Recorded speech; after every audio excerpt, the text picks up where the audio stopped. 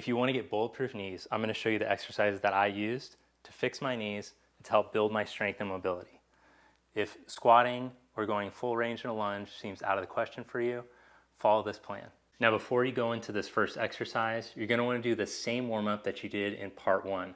So you'll do all the exercises from part 1, and then you'll go into this next exercise for part 2.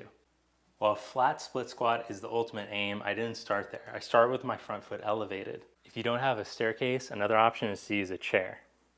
And it might be a little bit easier to see the form from this position.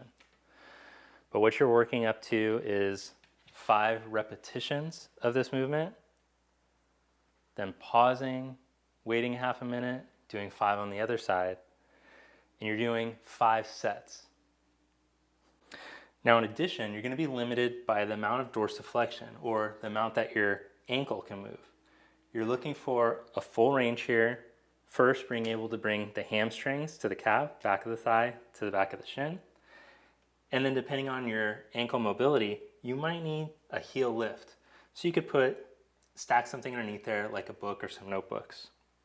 As it starts to get easier, you can lower the height that you're on. I have a yoga block handy. This isn't the most stable surface. You want to use something that's a little more stable probably. But over time you can start to lower it.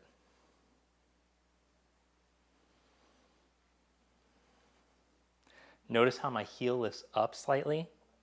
So if that's uncomfortable for you to have that range and coordination, you can also take support. Like you can wedge something underneath your heel.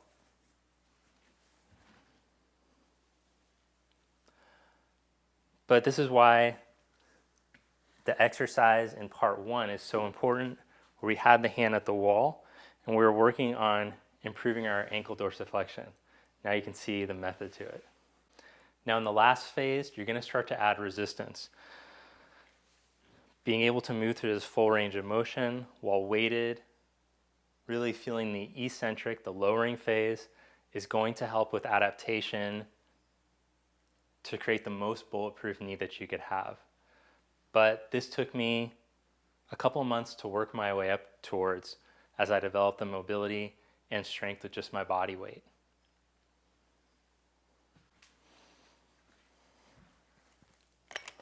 As I mentioned in part 1, these exercises I learned mostly from the ATG program, from a guy on YouTube called the Knees Over Toes guy. So if you haven't checked out that guy, I highly recommend checking out his stuff. Now, we want to work on the mobility. So improving our hamstring flexibility is going to be key for the health of our knee, as well as our hips and our back. It's all connected. What we're going to work on is basically just being able to straighten a leg as we're in flexion or folded forward. So from here, you're going to elevate the hands as much as you need to be able to come into forward fold position. Some could put the hands on the ground. Others might need a chair, depending on what you need to be able to straighten a leg in the forward fold position. And you'll bend that leg and straighten the other leg. Now, as you do, you're going to engage the muscles of the quadricep just above your knee. You're going to see if you can tighten these muscles to lift your kneecap up.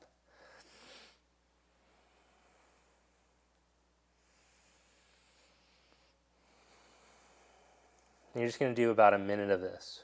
Squeezing, contracting, and holding for a second or two, bending, and then trying on the other leg. Just so you can see from the front what it looks like to lift a kneecap. It's like this. And that's the movement that you're looking for in your quadricep. Good, then after that, you're going to come to a seated position. Now, as your hamstring flexibility improves, you'll be able to sit up straight with your legs stretched out in front of you. If you're not quite there yet, you can sit with a lift underneath your hips. Next, I'm going to show you an exercise to strengthen your hip flexors, which is going to be important for being able to move your leg up and down. So this exercise, you're just squeezing your leg up. If you don't have the flexibility to yet, you can take the support as I mentioned, or you can lean yourself back. And you're just going to squeeze and hold your leg up 20 seconds on each leg. As you get more confident and comfortable with that, you can start to become upright 20 seconds And eventually you can lift yourself up and hold the legs in an L-sit position and hold that for 20 seconds, both legs. If you start to fatigue, you just set one leg down, other leg, maybe hips down, and that's the progression there. Now, as we become stronger and healthier in these muscles, we want to be able to squeeze them, contract them all the way, but we also want to be able to lengthen them all the way. So I'm going to start by showing you this low lunge stretch, which can be modified by elevating the hand and reaching back for the foot. As you get comfortable with this stretch, you're going to progress it by going to a wall. Whichever phase you're at, you're going to want to hold for a minute on each side and then do a second rep. So 2 times on each side for a minute each. But eventually you'll work your way up to having your knee as close to the wall as you can. It'll get closer and closer as you become more flexible with your hands down onto the ground. You can take a support then as you start to feel the hip opening up. Maybe you spend half the time here and then half the time a little higher. Over time, you'll be able to go from down low to all the way back against the wall, and you'll be able to hold that for a minute. Now, the reason that that stretch is important is because it's exactly what we need to be able to go full range into this position and not let the back knee drop. It's the stretch you need for this hip. And as you get stronger in your hip muscles, in your legs, and more flexible here, it's going to help with your back health.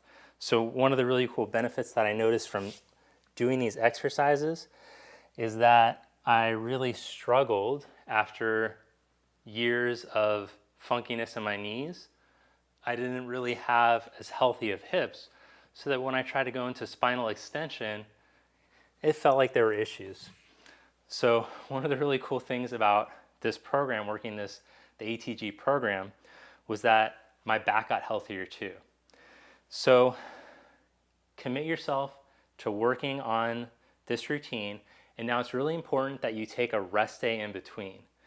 And don't do more than 3 days a week. So in conclusion, you'll practice part 1, and then you go right into these exercises in part 2. It's not a very long routine, maybe about 20-30 minutes max. And you'll do the stretches. Now I'm going to post a third video of stretches that you can do on your off days to help to maximize your mobility. You're only as strong as flexible as you are. So if you have a lot of limitation in your range of motion, that's going to prevent you from getting stronger. And a muscle is only healthy if it can contract all the way and release all the way.